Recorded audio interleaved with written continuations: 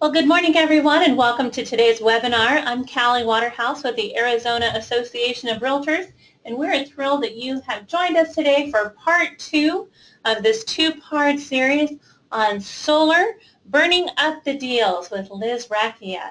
And we are happy to welcome Liz back. Thank you. For this part 2. And if you joined us on Tuesday for part 1, that you know that Liz was the 2015 Weimar Realtor of the Year.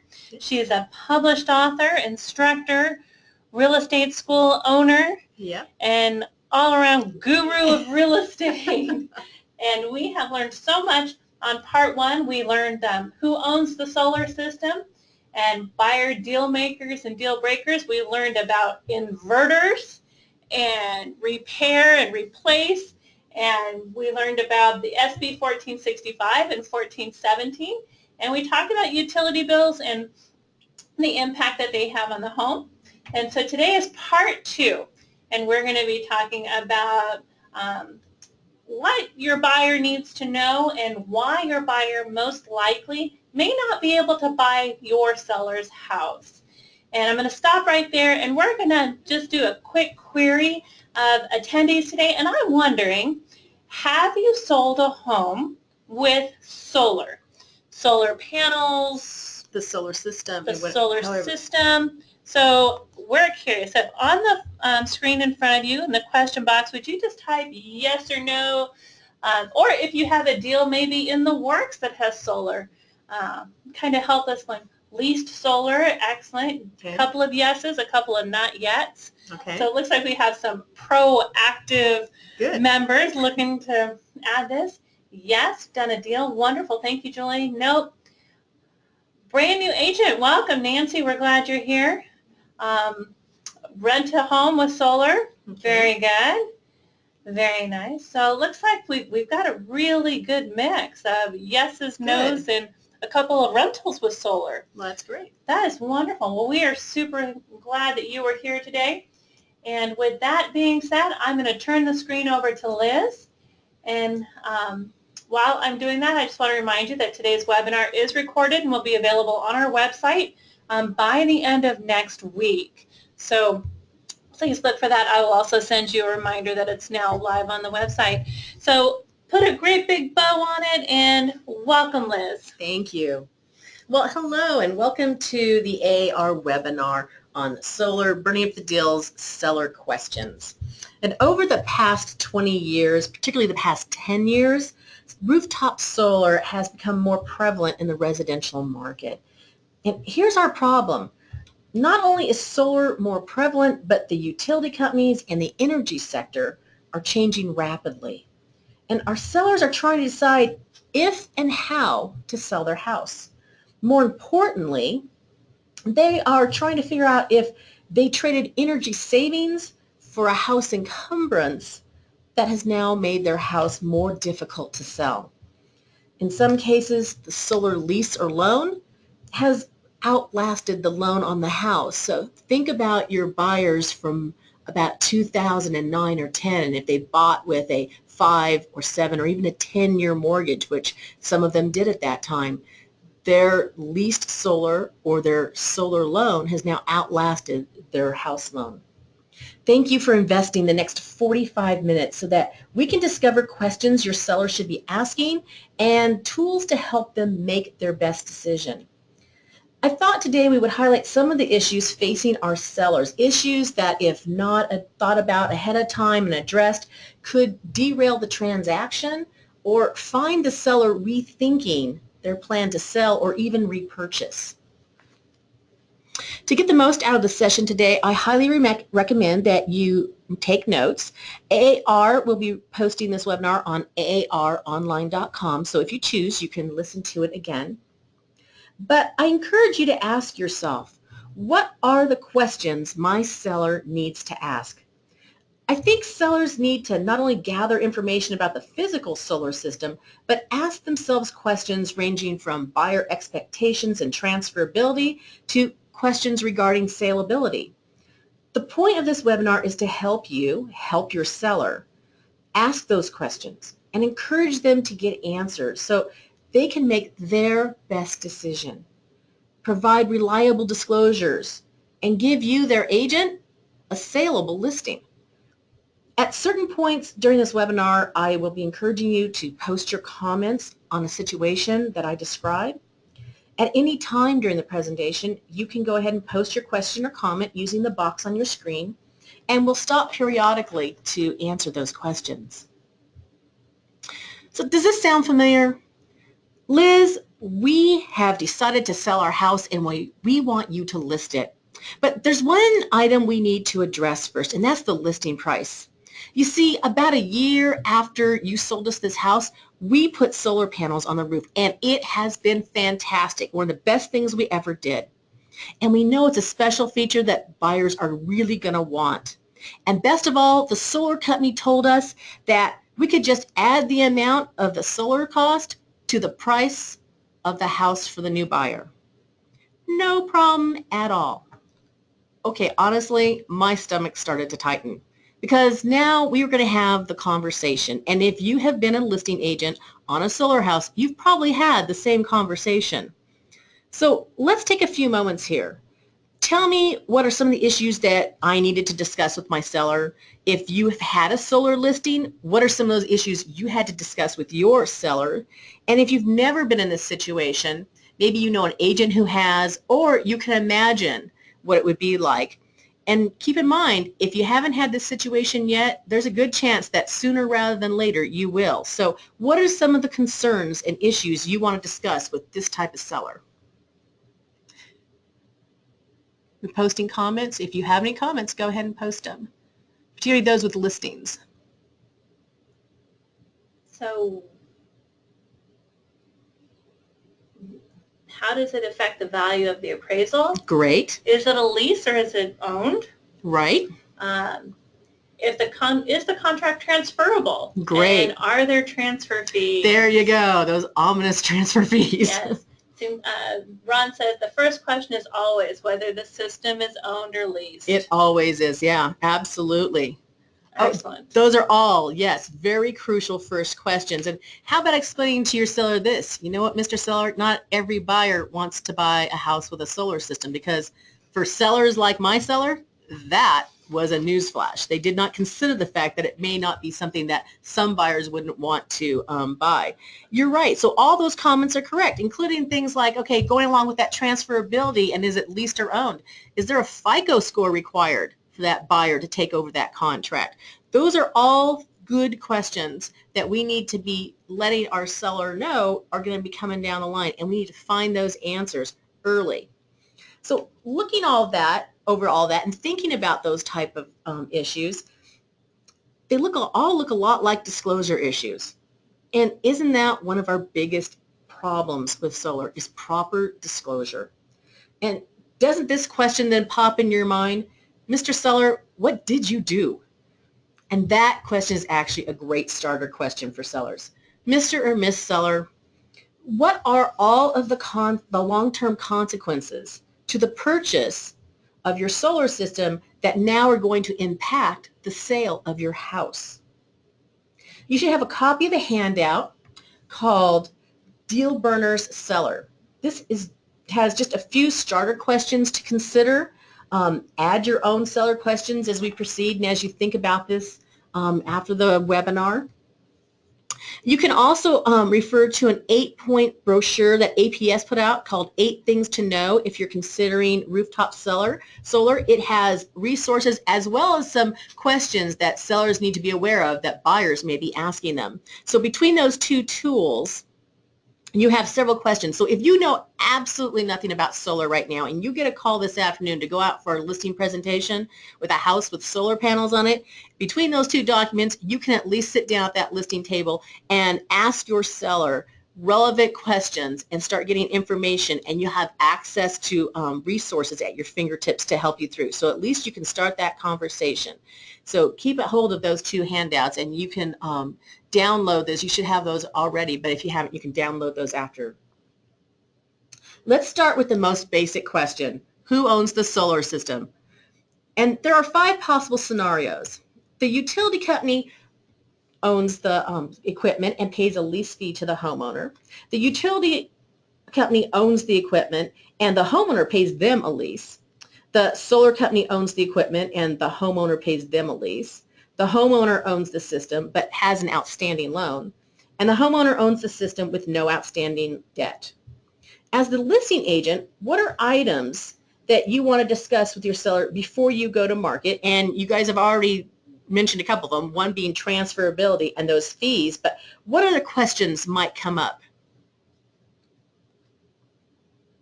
Are these questions that the realtor is asking? Yeah, you want to ask, you're sitting at the listing table, and this is just garnering initial information. So you want to ask the transferability question, you want to ask the fee question, but what are some other questions you're going to want to ask after you determine who owns the system? Warranty. Warranties, good. What else? It's like maintenance. Maintenance, yeah. The age of the system. Absolutely, yes. Good. All right. And so how about a couple of these? How about if the seller owns the system, are they going to take the panels with them? And if they're going to take the panels with them, what are they going to do with that roof? And once you do the math, how are they going to pay, if they decide they want to pay off or pay down that lease or loan, how are they going to do that? Is it going to affect the net proceeds of the sale? So those are all just sort of beginning questions once you figure out who owns the system. As a listing agent, aren't two of your biggest concerns the ability of the most likely buyer to buy the house? In other words, does the house qualify for the buyer's loan? And making sure that you have proper disclosure is provided by the seller to the buyer. And your seller needs to let you and potential buyers know if the lease or loan can be transferred or assumed and under what circumstances. The seller needs to disclose to the buyer the estimated future performance of the system, its maintenance and upkeep. But what about the performance of the system over time versus the loan or lease payment? Well, solar panels don't perform the same in year 1 or in year 11 as they do even in year 15. Performance goes down over time. If the system is leased or purchased with a solar loan, most of the time payments are graduated, and that means they go up over time. So as the system performance decreases, the payments increase. Add to that solar panels have about a 20-year lifespan, but the inverter has about a 7 to 10-year lifespan. These and other disclosures are important to buyers. And they're important to us as we discuss the marketability and the saleability of the house with the seller. Sellers are responsible to make all sorts of detailed disclosures, ranging from future performance to fees to energy rates and savings to third-party approvals to warranty details. These are disclosures buyers need, but sellers likely won't know. So how do we help sellers get this information? And traditionally, this has been difficult, if not impossible. After all, how many sellers can calculate the future performance of the energy panels? And how many know if and how many times their contract can be transferred? If the lease or loan can't be transferred or assumed by a future home buyer, might that impact your decision to even list the house? What if the contract can be transferred a limited number of times and the next buyer is the second to the last person eligible to take over the contract? Might that encumbrance be concerning to the buyer, and might that impact the sales price, days on market, saleability of the property? If the contract can be transferred, under what conditions? Does the buyer need a particular FICO score? Is there a transfer fee? And who pays that fee? And keep in mind, you're not just looking for a word transfer fee. Transfer fees, because throughout that contract may be several fees in different paragraphs that all added up need to come out of either buyer or seller at transfer of that contract. So it's not just one fee called transfer fee. Read for all the different fees that get triggered at transfer. So where did the sellers get this information? Because it may not all be clear in their contract. Well, in the spring of 2015, AAR's legislative representative, Nicola Slavic, was able to get resales added to Bill SV 1465. SB 1465 was originated by new home builders and the utility companies to address issues of solar companies representing certain utility savings and performance outcomes, but leaving builders and utility companies to answer the questions and respond to consumer concerns. It was really important to us here at AAR that the correct party be tasked with the responsibility of proper disclosure. And the solar companies are the best place to get those disclosures since it's their contract and their systems. This was huge because as of January 1st, 2016, solar companies must now provide a dedicated representative to provide proper disclosures and forms, gather signatures, follow escrow through to closing, so that buyers and sellers have the necessary disclosure information. If your seller has a solar contract prior to January of 2016, don't assume it can't be transferred or there are strict limitations. After SB 1465 was passed, some of the solar companies unilaterally amended their existing contracts to make it easier for sellers to sell their houses and for buyers to assume those contracts. So even if it's a non-transfer clause in the contract, you want to contact that particular solar company for that representative and find out if that solar company has amended those contracts. The trick is to get your seller to request the information as early as possible, ideally before your listing appointment, so the offer to sell is one the seller can actually honor. At this point, I want to mention that I have put together a resource document. It contains legislation and articles, handouts, anything I think helps clients and real estate agents find the answers they need and helps you to ask useful questions of your sellers. After this webinar, I will send each of you a link to the resource page. I do update it, so check back occasionally to see if anything's been added.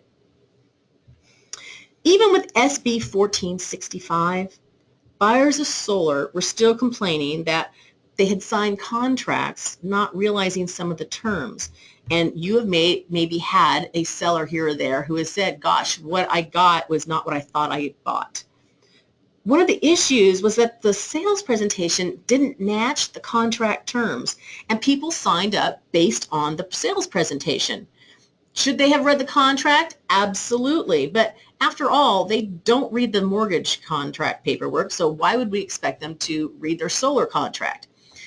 The other two big issues that kept being heard were fees, all sorts of add-on fees, and blank spaces in the contract being filled in after the buyer had signed the contract. So in 2016 legislative session, SB 1417 was passed, and it mandates a minimum 2-year warranty on any distributed energy system, which includes solar. Components and installation must be warranted for at least 1 year. The written warranty must include performance information, and fees must be fully disclosed, and no blank lines can be left on the contract after the buyer signs it. My favorite item is the sales presentation. Yeah, it has to match the contract information. So here are some of the other items covered in this bill. It requires an interconnection application be approved by the utility in order for the installation to even take place. And that was a big problem. We had solar companies who didn't have the infrastructure to interconnect correctly to the grid. And the last thing we want is a solar company taking down the grid. So that was an important requirement. It requires the application disclose the owner of the system. Establishes the contractor requirements. So now the State Board of Registrar of Contractors can go after somebody who's not qualified. Prohibits payments from starting until the system is interconnected and energized. Requires the written warranty be part of the finance or lease agreement. Provides that the buyer or lessee can rescind the agreement in at least 3 business days or prior to installation. Requires the total price to the buyer over the lifetime of the agreement to be stated. Provides that a notice of all interest, installation fees, dock prep fees, service fees, and other fees or costs that are to be paid by the buyer have to be made. The agreement must state the total number of payments, the payment frequency, the amount of the payment, and the payment due dates. It requires documents and the sales presentations that suggests savings have to be substantiating their methodology. They just can't put numbers out there. They have to tell you how they calculated those savings. And provides that the written warranty be part of the finance or lease agreement. So for you, those who have listings, this is great because although these are only some of the 18 items in 1417, now your seller can go to that contract and find a lot of the disclosures that you both need in one document. And this became law in August 6th. So it's in the resource document I mentioned a moment ago as well. So having a designated solar representative assigned to you to see your listing through to close of escrow and having that person available is especially important since the reality is solar leases and solar loans are not necessarily kept by the originating company. Frequently, they are sold in whole or in part to investors, just like they do home loans. So the question, who owns the solar system, may be more complicated than the seller thinks. Think about the different kinds of listings we have. So for starters, think about probate. When I was a probate agent, I found that I was the source of information on what the deceased had done to the attorney, to the trustee or executor, and to the court. So if you're a probate agent and the house has solar, you'll want to find out who the solar company is and contact their designated representative as soon as possible. How about selling an owner carryback house? The solar contract may actually complicate this type of transaction. Or think about a short sale. If the seller is short on the mortgage, then is there a chance that he might be unable to make the solar lease or loan payment?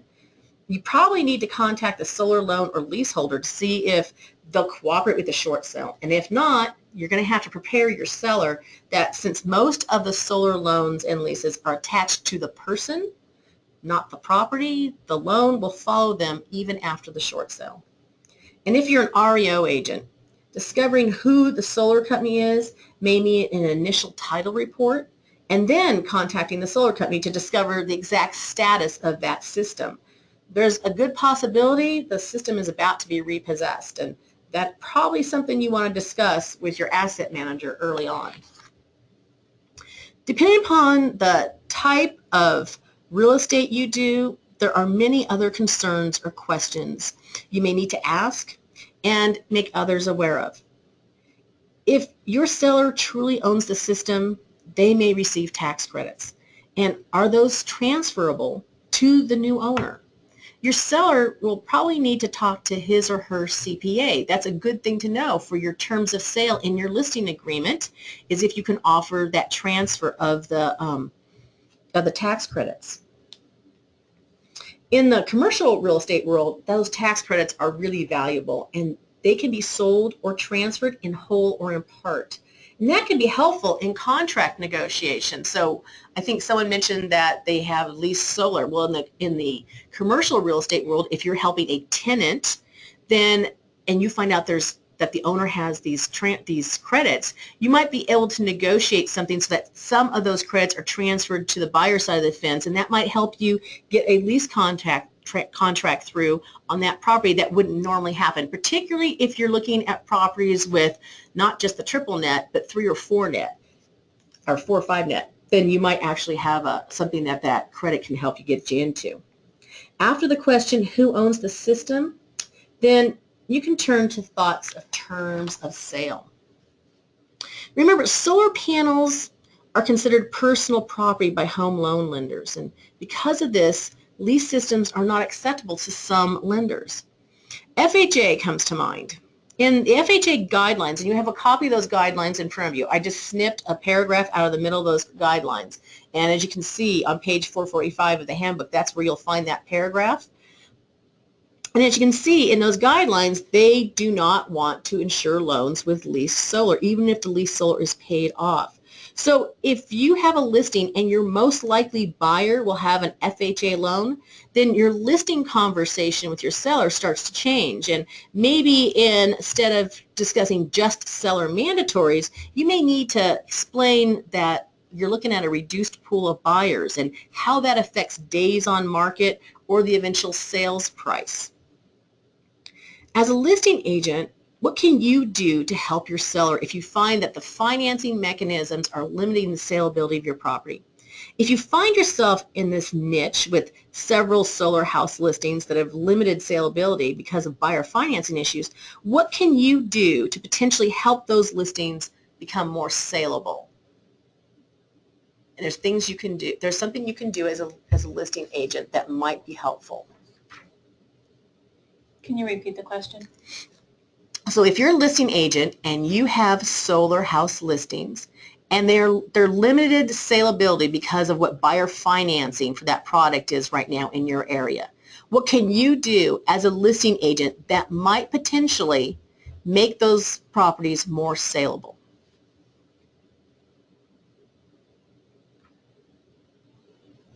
We got anything? Okay, I'll just tell you a story and see if this is something that might work for you. Now, going back to the REO days, I had some REOs that had empty pools. And at the time, there were no lenders, FHA, Fannie, Freddie, private, didn't matter who I went to. Nobody had a loan for empty pools. And in that scenario, what I ended up with was I had to go out and figure out how I was going to get these houses sold with empty pools when no lenders had any products. So I went to our local mortgage bankers and I started making calls of local mortgage bankers and saying, hey, do you have a product or could you come up with a product? And the reason I went to the mortgage bankers is because they have their own funds and they will create niche products for a niche market, and with their own funds they will make that and become a portfolio loan for them. And I called up several, and I finally found one who was willing to have a conversation. And I thought, well, hey, if you're a small REO agent and you have about 70% of your inventory that is with empty pools, what's it like for the agents with 500 or 800 or 1,000 of these listings? They probably are running into the same percentage, which those of you who were here in the early days of REO knew that's what happened.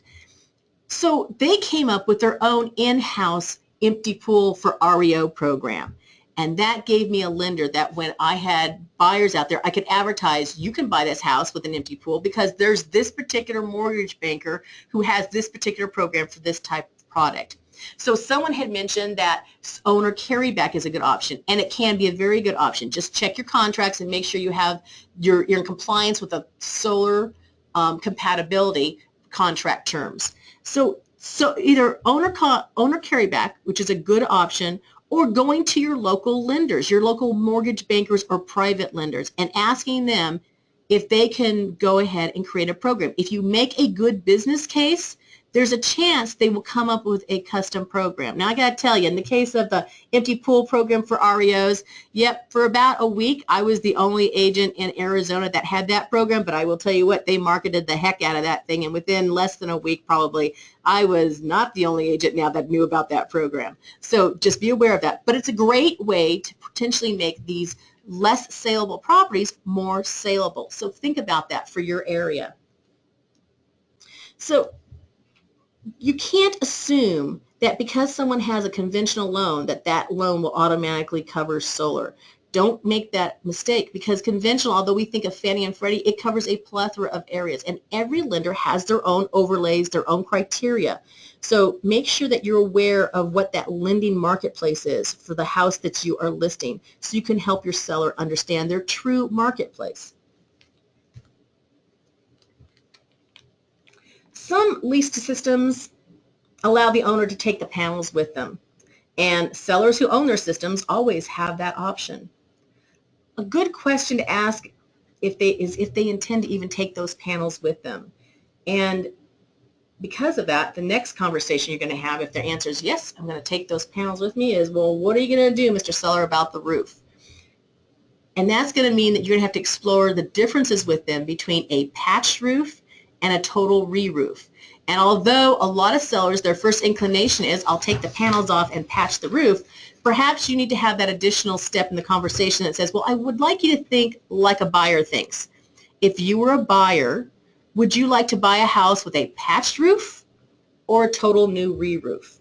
And how does that affect your marketability and the price you may get on that property? So let them have that conversation and discuss that with you. Going along with that is, well, what about half a solar system being left behind? Will the seller install other panels? Probably not. Or will he be leaving a partial system? And how will the buyer view that partial system? Will the most likely buyer view a partial system as an asset or someone's leftover junk? And how will that impact the marketability and saleability? And going back to one of the comments that you made earlier on about appraisal, how's the appraiser going to look at a partial solar system? You may have an issue with appraisal on that as well. So now let's consider some trade-offs. The biggest trade-off being net dollars at the end of the sale. I was speaking to a potential seller in April, and she and her husband had placed a solar system on their house in 2009. And at that time, utility companies were trying to meet the new energy standards that President Obama had announced, and they needed to increase solar usage rapidly so they could offer special programs. And this seller has one of those special program houses with a solar system, and SRP owns that system. They pay her a lease fee as a credit on her bill every month. And she's guaranteed that she will never, ever pay more than $124 a month. And that's a great deal for her. It's worked out well. But the deal doesn't transfer to anyone else.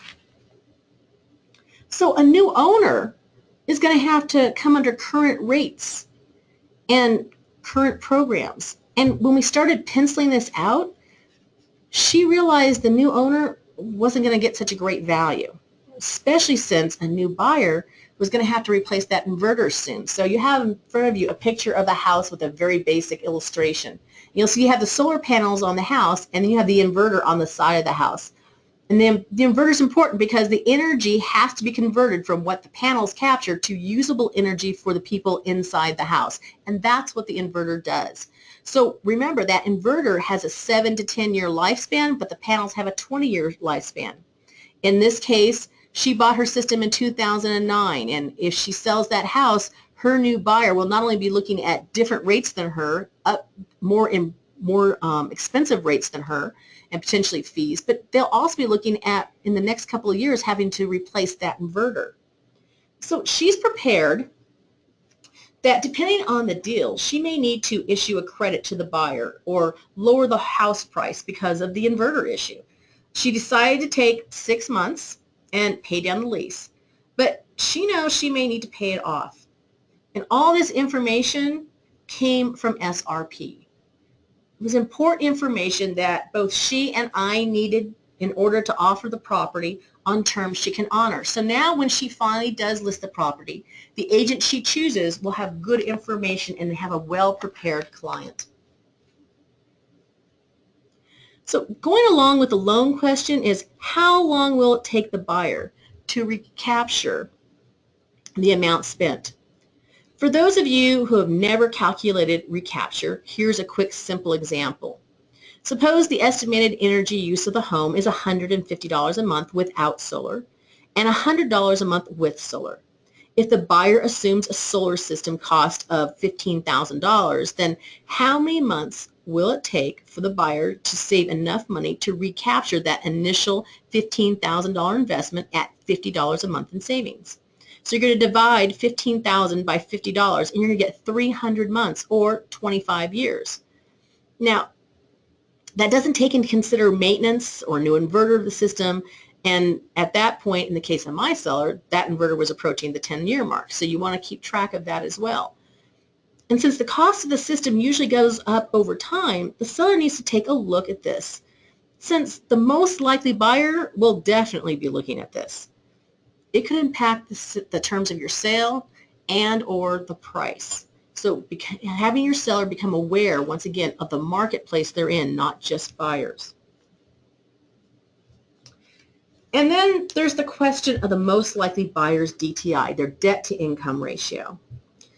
If the buyer assumes a loan or lease, will they still be able to qualify to purchase the home? Has the assumption of this new debt thrown off their loan approval? Your seller needs to understand, particularly in the $200,000 and under market, the most likely buyer probably barely has the 3% or the 3.5% or the 5% down payment, and is probably at the top of their lender's debt ratio calculations. Absorbing the seller's lease or loan may mean no sale. So your conversation becomes one of asking the seller how important time versus dollars are. If your seller decides to pay down or pay off the lease or loan, your question to him is, where's the payoff money coming from? If it's coming from net proceeds of the sale, then what does that do to the seller's repurchase plans? And if you're going to be both the listing agent on the sale and the repurchase agent on the buy, wouldn't you like to know the answer to this question while you're sitting at the listing table and not after close of escrow? Your seller also needs to consider his other competition in the market. Homes without solar. Are there new technology or government programs that incentivize the buyer to purchase other than a solar house? Some of the new energy savings technology is more affordable and still allows for substantial energy savings. So I'm thinking of the solar roof tiles. 3M's new window film, which that product blocks about 90% of the energy loss. Or how about fencing with solar overlay? Replacing old windows with new windows, caulking around the doors and windows and outlets, increasing the insulation of the walls and ceilings. Not only can these types of improvements be included in the energy efficient mortgage, but some cities will give homeowners a grant to pay for this type of work. And these are true grants that don't need to be paid back. So what are those incentives for your most likely buyer in the town that your listing's in? In addition to the mechanical, maintenance, and loan issues, I like to ask sellers to think like buyers in today's market with all the changes in the utility companies and the energy sector. I ask them, what do you think will happen at the Corporation Commission when it comes to demand fees and net metering and grid access fees? Do you think these fees might significantly offset your buyer's savings? And how do you think that will affect the sale of your house? Then there's the reality of the utilities changing the way they produce energy and their cost. In Arizona, we're the home to the world's largest solar panel plant, and that plant produces energy at a lower cost than individual installations. And you've probably seen it if you've gone out I-10 towards San Diego. It's there between Gila Bend and Yuma. That plant produces energy at such a low rate that even PG&E in California has contracted to receive energy from it for about the next 20 years. NV Energy in Nevada has about a third of its energy coming from a combination of solar and wind, and very inexpensively produced, and that percentage is growing. Back east, there are companies that are harvesting energy from road and bridge vibrations, and they're using that energy for heating and lighting.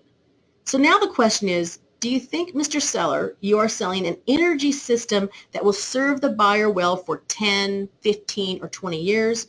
Or are you selling old technology? How will that affect your home sale? Now let's think about companies like 21st Century Power and Green Mountain in Vermont.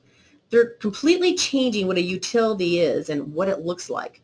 These companies offer more than just energy to your home and office. They offer financing for energy products as well, products from appliances to Tesla cars. If these models take off, then retail energy may look more like a cell phone business, with each consumer purchasing the equipment and services they need from the provider they choose. Battery storage is increasing, and small GE generation units that first made an appearance about 12 years ago, they're becoming more economically viable. So how will these technologies and the decreasing prices over time affect your buyer's decisions? Your sellers have to consider this. The seller needs to determine, do they think the utility model is changing, and if so, how quickly? Will changes in the industry render their energy system obsolete, thereby making their house harder to sell? Or can you and the seller identify a target market buyer? None of us knows what the future holds, but change is happening and happening quickly. So sellers need to at least be aware of what buyers are thinking and their considerations. Today, we discussed a few of the issues that sellers need to consider when trying to decide the terms of sale for their solar house. And if you're interested in more information, I do teach a 3-unit CE class on solar, so you can go to wsreschoolofrealestate.com to see that. And look for an email from me in the next few days with the resource link. I think we can all agree helping clients get the information from the solar company, providing clients with tools to access correct information, helping them ask necessary questions of the right person, and guiding them through this process will help clients participate and understand their actions have consequences. It will also help them to understand the transaction they're completing, and that's good for agents and buyers and sellers. To extend the learning, I encourage you to connect with me on social media, LinkedIn, Twitter, Facebook, or my blog at thekitchentableadvisor.com. You can listen to this again by going to aaronline.com. And it's been a pleasure putting on this webinar today. I am honored that you chose to invest your time with me and AAR today. And I hope that the next time you have a seller who asks you to list their solar house, you'll have more tools in your tool bag to help you and your seller be better prepared to list and sell that house. Excellent. Well, thank you very much, Liz. We just have a couple of questions here. Let me go back a little bit. How do you figure the utility cost when the homeowner system generates twice as much power that the home uses? TEP pays the homeowner $500 to $1,000 every October as a credit. Okay. So what you want to do, because there are some intricacies in the calculations, so what you want to do is you want to contact that solar representative, and because of 1417, they're going to have to show you the methodology. Let them do the calculations. They are the best resource for you for that calculation. It is their cost of generation, their cost to interconnect, their cost to produce, their cost to get it to your client, and for your client to sell it back to them. All that is governed by things outside of our control, and we don't have all the knowledge to make those detailed calculations. So you're going to need to go to your solar representative and ask them for that information. They should be able to generate for you that information with the substantiation of how they came to those conclusions. So let them help you. That's what those two bills were all about. Excellent. And then BG brings up that if a leased solar system, if a solar system is leased, then the listing agent should request that any pre-qualification include language that the lender has factored in the solar lease system in the buyer's debt-to-income ratio, and the seller needs to have this assurance up front. And I would also add to that, that as a listing agent, and not just for solar offers that came in on listings, but also for any other listings I had, I would call the lender and I would say, I've got this buyer, here's what we look like we're going to do for contract. Does our property as it stands qualify for that loan? And are there anything we need to know about that fees or anything that's relevant loan-wise to this property and this contract? And sometimes I would find that the buyer's agent did not realize some of the caveats at the lender. So that's important as a listing agent. You go ahead and pick up the phone and talk to the lender about that offer. They'll let you know. And the question is, who is a solar representative? Is that just calling the solar company and talking to anybody who answers? There is to be a dedicated number, so you should be able to go to the website, and I'll just use Solar City because they're so big and so prevalent. They have a page dedicated to call us and we'll assign you a solar representative, and it's under their customer service division, and they have a dedicated unit, which is what they have to have is a dedicated person, and almost all of them, smaller guys, that may not be true, but the larger guys have a dedicated number to their solar representative so that they will assign you that person. You call that number. Otherwise, call the general customer service contact number for the company that you are dealing with and tell them that you need to have a solar representative for your seller. Your seller should actually make the call that they need that solar representative assigned to them because they are in the process of selling their house. And then as far as maybe, you have a home that you're selling and it has the solar, is there anything that you can do to proactively market that home? I mean, are there brochures that you should be having available? I mean, you can go to SRP and APS both, and there are online a editable flyer. And if you go to Solar City as well, so if you have a Solar City client, they have this on their website for sure. I've seen them all three. And that resource link, I have a link for sure to the Solar City one and maybe to the other two. I can't remember off the top of my head if I put the other two in there or not. But they are editable flyers that you can put in the house address and information. It sort of gives a great synopsis of whatever that company's solar technology is that's on there. So that's a starting point. Are those flyers? Doesn't cost you anything. You go on, you put the information you want. They also have a static one that's just a general information one. So if you don't want to personalize it, just print off the other one and make that available as part of your information and marketing. And then you can go to the company itself. If you can't find something standalone on their website, then having a conversation with the customer service people and getting them to guide you to the correct advertising unit for what you want to do, they can sometimes help you come up with that material, and their websites are a plethora of information. So definitely visit that website for the company you want. SRP and APS have a lot of good information that you can use for free on their website if you're tied into them, that's the company. Solar City has a lot, and then some of the smaller companies have some good little illustrations that you can access as well. it sounds like this is one of those times where you just need to be the source of Yes, information. right, yeah. You don't want to be telling them what's going on. You just want to say, here's your company, here's what they have. So do you want to use this, Mr. Seller, or not in your marketing? And make that available as an option for him or her to decide on. Excellent. And any idea how many homes, either locally, regionally, statewide, Our solar? are solar? I don't know, but it is increasing at an amazing rate. So all you have to do is walk some of the neighborhoods, and you will see more solar homes today than you did 6 months ago by a lot. So I think it depends on how the seller representative is walking through which neighborhoods when. You'll see neighborhood deals, as it were, I think. So solar panels are considered personal property by the lender. So if you have a leased or loan situation, your lenders are looking at it as personal property. Personal property. Always, always, always personal property? Oh, I'm sorry. If it's owned, it's affixed, then it's not, then you could, here's the thing, it's affixed to the house. Got that.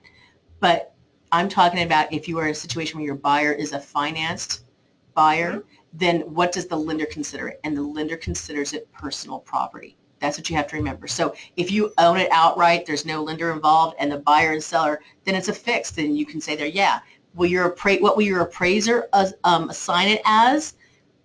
The appraiser, depends on the appraiser, but if it's a owned situation, a good number of them will consider it affixed and owned and attached to the property, so as we would expect it to be.